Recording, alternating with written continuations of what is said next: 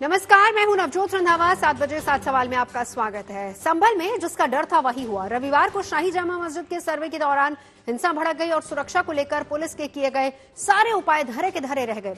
इस हिंसा में 4 लोगों की मौत हो गई और कई पुलिसकर्मी घायल हुए हैं। ऐसे में हमारे आज के 7 सवाल इसी मुद्दे से जुड़े हुए होंगे और आज का सबसे पहला सवाल है, क्या संभल को जलाने के लिए सुनियोजित साजिश रची गई थी? संभल में साजिश के सबूत मिलने लगे हैं। जिस तरह से नाबालिगों और महिलाओं को आगे करके भीड़ ने पत्थर बरसाए, उससे पुलिस को पूरी आशंका है कि संभल को हिंसा की आग में झोंकने की पूरी तैयारी की गई थी।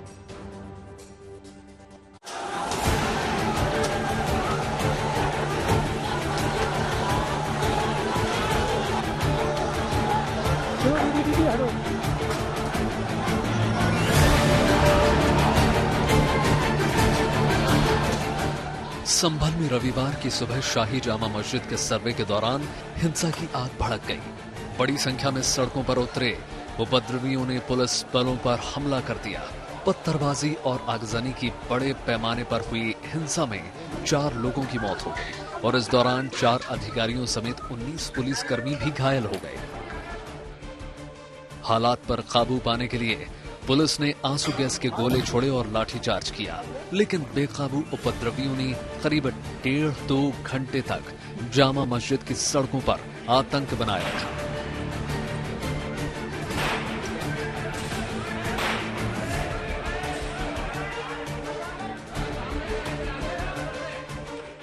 साढ़े 10 बजे के करीब सर्वे पूरा होता है और उसके बाद सर्वे की टीम जब बाहर निकलती है, सर्वे की टीम यहां से जब चली जाती है तो मस्जिद के इमाम यहां से एक इंफॉर्मेशन देते हैं कि भाई सर्वे पूरा हो चुका है।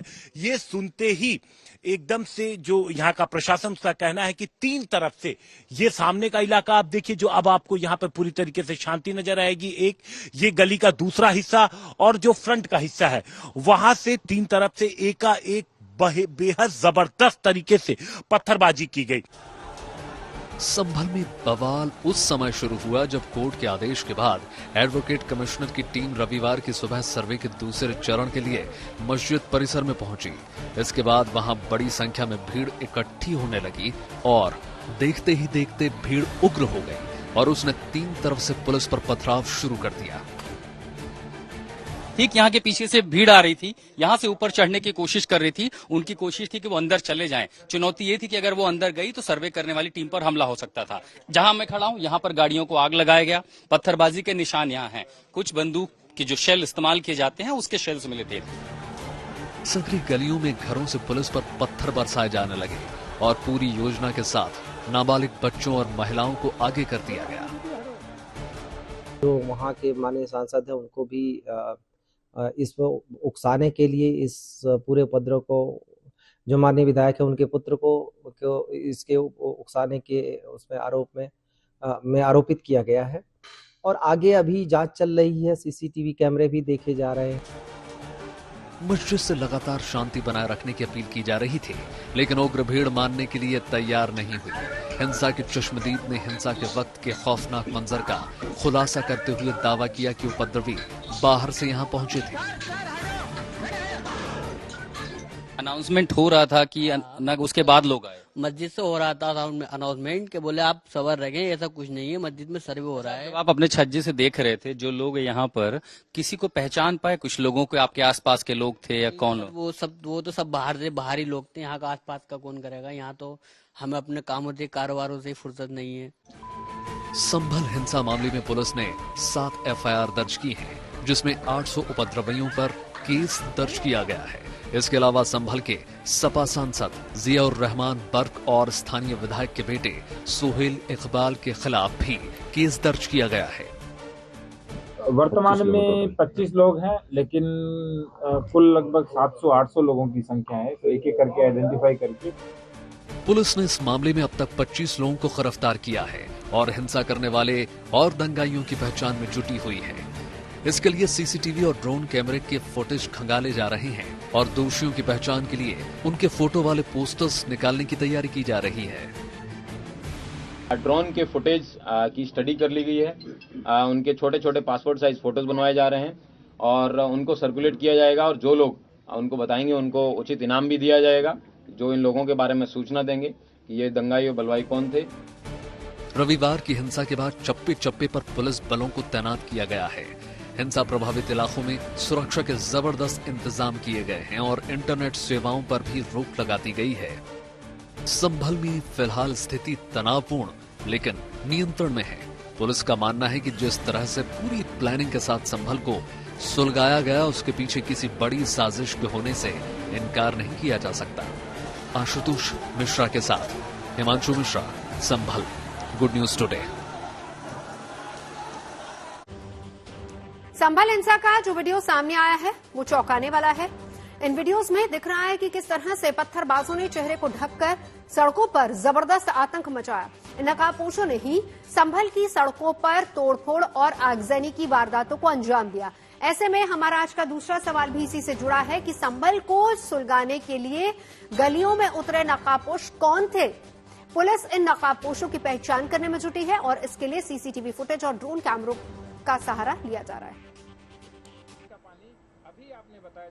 और इसी मामले को लेकर फिलहाल इलाके की एसपी और डीएम प्रेस कॉन्फ्रेंस कर रहे हैं। सीधे आपको वही लिए चलते हैं। लोगों में यह भ्रम फैला कि मस्जिद में खुदाई हो रही है, जबकि किसी प्रकार का कोई भ्रम नहीं था। आप सोच के देखिए, खुदाई में मिट्टी निकलती है, खुदाई में पानी नहीं निकलता। और जो नाली वो बता रहे थे जिसमें लोगों ने देखा, उस नाली में पानी रेगुलर बहता है। ऐसा नहीं है कि जो नीचे की नाली है उसमें पानी एक ही दिन बहा था, जिस दिन वजू के टैंक का पानी निकला था, वो निरंतर बहता रहता है। इसके बाद इन्होंने बोला कि वहाँ नाप तोल की गई, जबकि वहाँ किसी प्रकार की नाप तोल नहीं की गई। जब फोटोग्राफी वीडियोग्राफी करने वाले थे तो उन्होंने पुनः वजू के टैंक में पानी भर दिया, जिससे फोटोग्राफी वीडियोग्राफी केवल सूक्ष्म हुई, पूर्ण रूप से वो यानी उनको जितनी चाहिए थी उतनी हो गई, लेकिन वो चाहते थे थोड़ी और वीडियोग्राफी करें, लेकिन उसमें पुनः पानी भरने लग गया। इसके बाद उन्होंने कहा कि जितना भी जिलाधिकारी के द्वारा जो सर्वे की अनुमति दी गई थी वो गलत है, जबकि सर्वे की अनुमति मैंने दी ही नहीं। उन्होंने ये 3-4 बार बोला है उस पूरे बयानात के अंदर। आगे उन्होंने बोला कि हाँ, मैं रात भर जगा रहा क्योंकि मुझे तैयारी करनी थी और मेरे को किसी भी चीज के बारे में कोई पता नहीं था। आप सोच के देखिए, यदि आप रात भर जगे रहे तो क्यों जगे रहे थे जब आपको पता नहीं था। इन्होंने पहले बोला मुझे पता नहीं था और मुझे रात भर तैयारी करनी थी, तो दोनों बयान आपस में विरोधाभासी हैं। जब आपको 23 तारीख को शाम को सूचना मिल चुकी थी, इसीलिए आप पूरी रात जगे और आपने तैयारी की होगी। इसके बाद जो आगे की चीज है वो कप्तान साहब बताएंगे और प्रश्न होंगे तो हम लेंगे। वधु का पानी कितनी देर के लिए खाली करता है? एक बार ये पूरा हो जाएगा, पूरा हो जाएगा।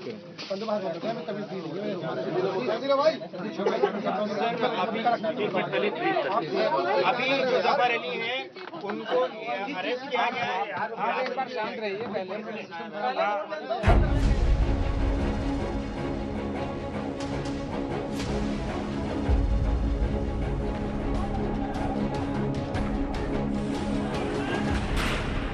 संभल को हिंसा की आग में झोंकते नकाबपोश कौन है?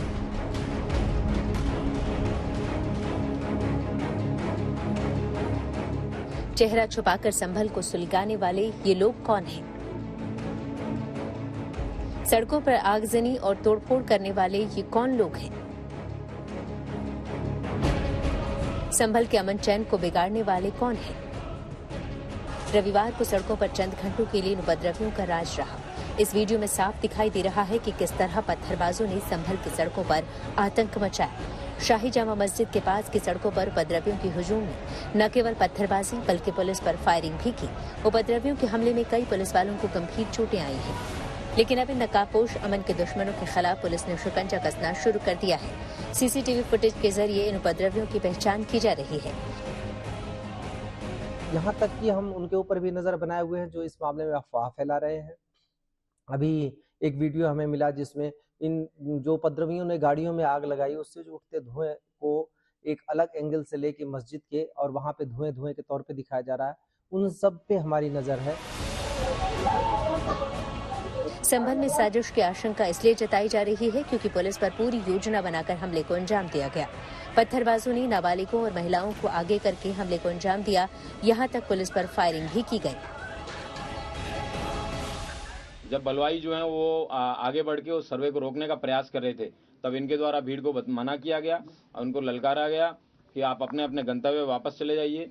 धारा 163 जो कि पहले 144 के नाम से जानी जाती थी वो लगी हुई है, लेकिन उसके बावजूद इसमें फिर भीड़ की तरफ से फायर आया और वो सीओ साहब के पांव में भी लगा। संभल में हुए बवाल में 4 लोगों की गोली लगने से मौत हो गई। पुलिस के मुताबिक इन लोगों की देसी तमंचे से की गई फायरिंग में मौत हुई है। अभी तक 4 डेथ कंफर्म हुई हैं। चारों का पोस्टमार्टम भी हो चुका है और पोस्टमार्टम की रिपोर्ट में प्रथम दृष्टया देशी बंदूक से जो कारतूस इस्तेमाल होते हैं उससे लगने की बात है। तो इसमें हम इसकी पड़ताल भी आगे होगी। इधर कल हुई हिंसा के पीछे मस्जिद प्रबंधन कमेटी ने लापरवाही का आरोप लगाया है। उनका दावा है कि मस्जिद में खुदाई की अफवाह के बाद हिंसा भड़क गई। ये सिर्फ और सिर्फ, मैं फिर दोबारा बता रहा हूँ कि पानी छोड़ देने से हुआ है। पानी छोड़ने से तमाम पब्लिक भ्रम में आ गई और उन्होंने ये कहा कि बगैर किसी सूचना के खुदाई कैसे हो रही है।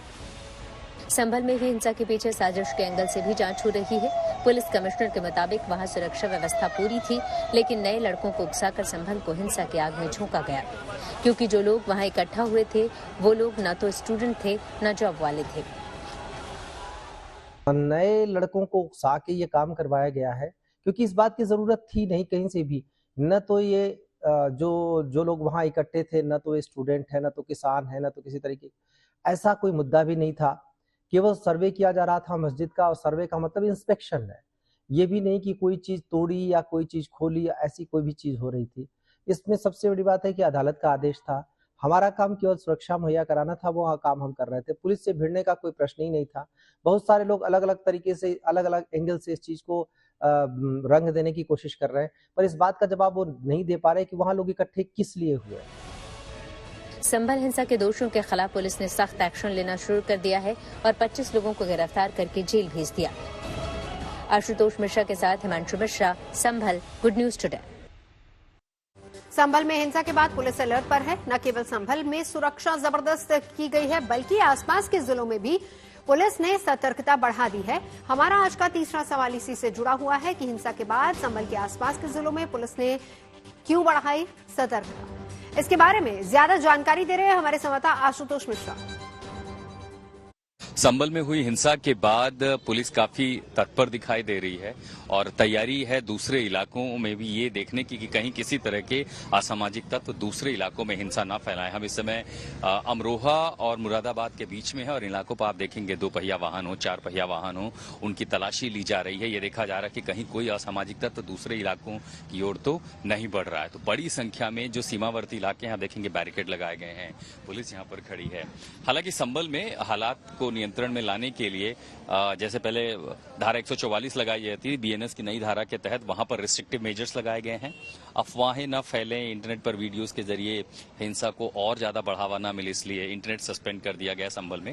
लेकिन जो दूसरे इलाके हैं उससे लगते हुए अमरोहा, मुरादाबाद, यहाँ पर आप देखेंगे कि जितनी गाड़ियां हैं उन सबको रोका जा रहा है, उनकी तलाशी ली जा रही है।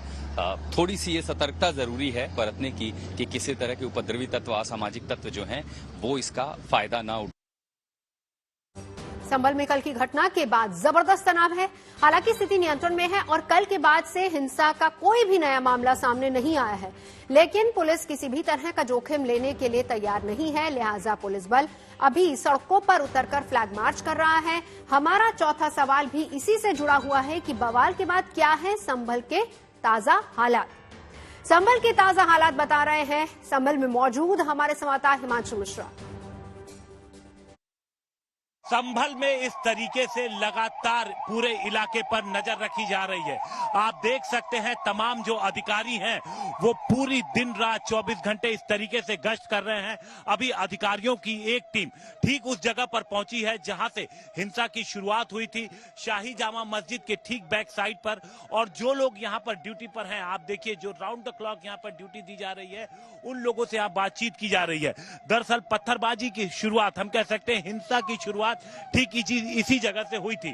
अब आप देखिए लंबा चौड़ा एक पुलिस का काफिला है जो इस पूरे इलाके में से होकर गुजरेगा और संभल के ज्यादातर इलाकों में इसी तरीके से लगातार पुलिस की टीम गश्त कर रही है।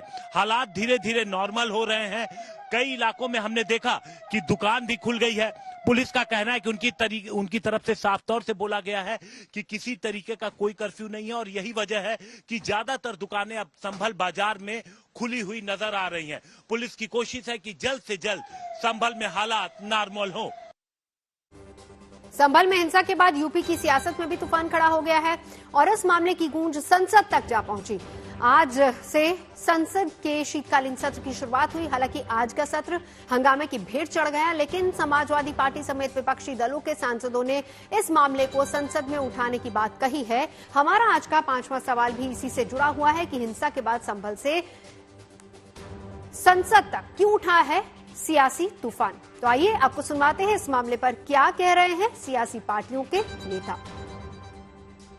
आप लोगों पे सब वीडियोस हैं, आप लोगों पे जगह जगह से वीडियोस मिले हैं, कवरेज है पूरा का पूरा कराया गया ये दंगा है। और किसने कराया? सरकार ने कराया, क्योंकि सरकार जो बेईमानी कर रही थी इसके लिए जिम्मेदार अगर है तो वहाँ का सांसद जिम्मेदार है, उस विधायक का बेटा जिम्मेदार है, वहाँ के कट्टरपंथी जिम्मेदार है। जो सर्वे करने लोग आ रहे हैं वो प्रोवोकेटिव स्लोगन्स लगा कर आ रहे हैं, वो वीडियो उसका है, पब्लिक डोमेन में है। और उसके बाद जो वहाँ पर वायलेंस हुआ जिसमें 3 मुसलमानों को गोली लगी, उनकी मौत हुई, हम इसका कंडेम करते हैं। ये फायरिंग नहीं बल्कि मर्डर है। प्रशासन अपनी नाकामी छुपाने के लिए विपक्ष के नेताओं पे मुकदमे दर्ज करके सोच रहा है कि नाकामी छुप जाएगी। ये पूरी तरह से प्रशासनिक तौर पर किया गया पूरा षड्यंत्र है और ये जानबूझ करके बनाया गया मामला है। 5 लोग मारे गए हैं। सरकार के किसी भी एक जिम्मेदार बड़े नेता का कोई बयान नहीं, किसी मुख्यमंत्री का, उप मुख्यमंत्री का, किसी का कोई संवेदना के एक शब्द नहीं। आपने लोगों को मार दिया, मारने के बाद अब विपक्ष पे मुकदमा कायम करके लोगों की आवाज दबा दीजिए। काशी मथुरा की लिस्ट में संभल का भी नाम जुड़ गया है, क्योंकि संभल में मस्जिद से जुड़ा एक विवाद अदालत की चौखट तक पहुंच गया। हम बात कर रहे हैं संभल के शाही जामा मस्जिद की, जिसको लेकर एक नया विवाद खड़ा हो गया है। दरअसल हिंदू पक्ष ने दावा किया है कि शाही मस्जिद हरिहरनाथ मंदिर को तोड़कर बनाई गई।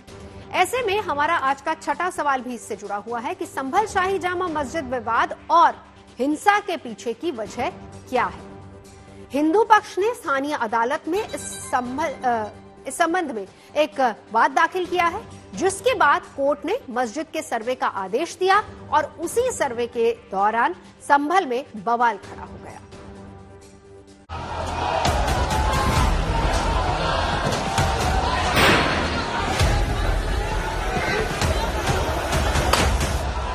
एक तरफ पुलिस, दूसरी तरफ पत्थरबाज। उन्माद से भरे संभल की ये तस्वीर रविवार की है, जब शाही जामा मस्जिद का सर्वेक्षण करने के अदालती आदेश पर सुबह सवेरे टीम पहुंची तो वहां अचानक पत्थरबाजी शुरू होने लगी। दरअसल रविवार को संभल की शाही मस्जिद का एडवोकेट कमिश्नर का सर्वे होना था। 19 नवंबर को इसका पहला दौर पूरा हुआ था और किसी तरह का कोई बवाल देखने को नहीं मिला था। लेकिन रविवार को जब टीम सर्वे के लिए पहुंची तो शाही जामा मस्जिद के पास बवाल मच गया। स्थिति इतनी खराब हो गई कि कड़ी सुरक्षा के बीच सर्वे की टीम को मस्जिद से निकालना पड़ा। लेकिन सवाल ये उठता है कि आखिर इस रविवार की सुबह संभल में बवाल क्यों हुआ? ऐसा क्या हुआ कि अचानक संभल हिंसा की आग में धधकने लगा? दरअसल इसके पीछे का कारण संभल की शाही जामा मस्जिद को लेकर उठा विवाद है। पिछले हफ्ते 19 नवंबर को संभल में सिविल जज की कोर्ट में हिंदू पक्ष ने एक याचिका दाखिल की है, जिसमें दावा किया गया है कि संभल में जहां अभी जामा मस्जिद है वहां पहले श्री हरिहर मंदिर हुआ करता था। हिंदू पक्ष का दावा है कि बाबर ने 1529 में मंदिर को तोड़वाकर मस्जिद बनवा दिया था। 95 पेज की याचिका में हिंदू पक्ष ने 2 किताब और एक रिपोर्ट को आधार बनाया। इसमें बाबरनामा और आईने अकबरी किताब और भारतीय पुरातत्व सर्वेक्षण की 150 साल पुरानी रिपोर्ट शामिल है। 1529 में बाबर ने इस जगह को मंदिर को तोड़ के यहाँ पे तथाकथित मस्जिद के रूप में कन्वर्ट करने की कोशिश की थी और आज उसी के लिए यहाँ पे दावा पेश किया गया है, क्योंकि ये एक एएसआई प्रोटेक्टेड एरिया है और एएसआई प्रोटेक्टेड एरिया में किसी भी तरह का अतिक्रमण नहीं हो सकता है। वहाँ पे अभी भी ऐसे बहुत सारे साइंस और सिंबल्स हैं जो हिंदू मंदिर के हैं, हरिहर मंदिर के हैं। उन्होंने सर्वे किया है पूरी जामा मस्जिद का पूरी शाही जामा मस्जिद संभल का उन्होंने सर्वे किया है और हमने उसमें उनका सहयोग किया है। हम भी साथ थे, ऐसा नहीं था कि हम लोग नहीं थे, हम प्रतिवादी हैं। अभी हमें नोटिस तामील कराया गया है, हम भी मौजूद थे, लेकिन सर्वे में कोई ऐसी आपत्तिजनक कोई चीज नहीं पाई गई है जिससे कोई संदेह इस तरह का हो। यही माना जाएगा कि ये असलियत में जामा मस्जिद ही है। मामला कोर्ट में पहुंचा तो संभल की सिविल कोर्ट ने 1 हफ्ते में कोर्ट कमिश्नर सर्वे की रिपोर्ट मांगी, जिसके बाद 19 नवंबर की शाम को ही सर्वे के लिए टीम शाही जामा मस्जिद पहुंची और सर्वे में 1.25 घंटे तक मस्जिद परिसर की फोटोग्राफी की। 19 तारीख को सर्वे पूरा नहीं हुआ था, इसलिए सर्वे की टीम ने 24 नवंबर का सर्वे के दूसरे चरण के लिए समय तय किया और जब 24 नवंबर को शाही जामा मस्जिद में टीम पहुंची तो वहां बड़ा बवाल खड़ा हो गया और पत्थरबाजी के साथ हिंसा भड़क गई। हालांकि इलाके में पत्थरबाजी की वजह से लोगों में फैली अफवाह थी। मस्जिद के बाहर लोगों को लगा कि मस्जिद के अंदर टीम खुदाई कर रही है। हिंदू पक्ष के दावों को जामा मस्जिद के वकील बेबुनियाद बता रहे हैं। जामा मस्जिद पक्ष के वकील का दावा है कि मस्जिद किसी मंदिर को तोड़कर नहीं बनाई गई थी, बल्कि तकी मीर बेग ने उसको बनवाया था। हम मुसलमानों के दिल में ये बात घर कर गई है कि अब उनकी मस्जिदों को टारगेट बनाया जा रहा है और पहले तो 3 या 4 मस्जिदें ऐसी थीं जिन पर विवाद की बात कही जाती थी, लेकिन अब ये आम एक यानी फैशन सा होता जा रहा है कि किसी भी मस्जिद के लिए न्यायालय चलाया जाया जाता है और वहाँ सर्वे की बात की जाती है। संभल में मंदिर और मस्जिद विवाद कोर्ट की दहलीज पर है और 29 नवंबर को इस मामले की सुनवाई होगी। इसी दिन सर्वे टीम कोर्ट में अपनी रिपोर्ट पेश करेगी। ऐसे में अब इंतजार शुक्रवार का है। संभल से हिमांशु मिश्रा के साथ bureau report, good news today. Sambhal हिंसा को लेकर खुफिया एजेंसियों के भी कान खड़े हो गए हैं। दरअसल संभल के कई लोग खुफिया एजेंसियों के रडार पर पहले से हैं। ऐसा इसलिए है क्योंकि संभल आतंकी संगठन अलकायदा इंडिया के आतंकियों का गढ़ रहा है और खासतौर पर दीपा सराय का वो इलाका जहां पर बवाल हुआ है। हमारा आज का 7वां और आखिरी सवाल इसी से जुड़ा हुआ है। सवाल ये है कि संभल हिंसा को लेकर खुफिया एजेंसियां क्यों चौकन्नी है। इसके बारे में बता रहे हैं हमारे संवाददाता अरविंद ओझा। संभल में हुई हिंसा को लेकर खुफिया एजेंसियां एक बार फिर अलर्ट मोड पर आ गई हैं। सूत्रों ने बताया कि संभल के दीपा सराय इलाके से हाल फिलहाल में और बीते कुछ सालों में कई अलकायदा के आतंकी गिरफ्तार किए गए हैं, जबकि कई ऐसे हैं जो खुफिया एजेंसियों के रडार पर बने हुए हैं। आपको जानकर हैरानी होगी कि साल 2014 में अलकायदा के चीफ ऐमान अल जवाहिरी ने वीडियो जारी करके जिस सनाउल हक उर्फ मौलाना आसिम उमर को अलकायदा इंडिया का चीफ बनाया था, वो भी संभल के दीपा सराय इलाके का ही रहने वाला था। 7 बजे 7 सवाल में अभी के लिए बस इतना ही। देश और दुनिया की तमाम अच्छी खबरों के लिए आप देखते रहिए गुड न्यूज टुडे।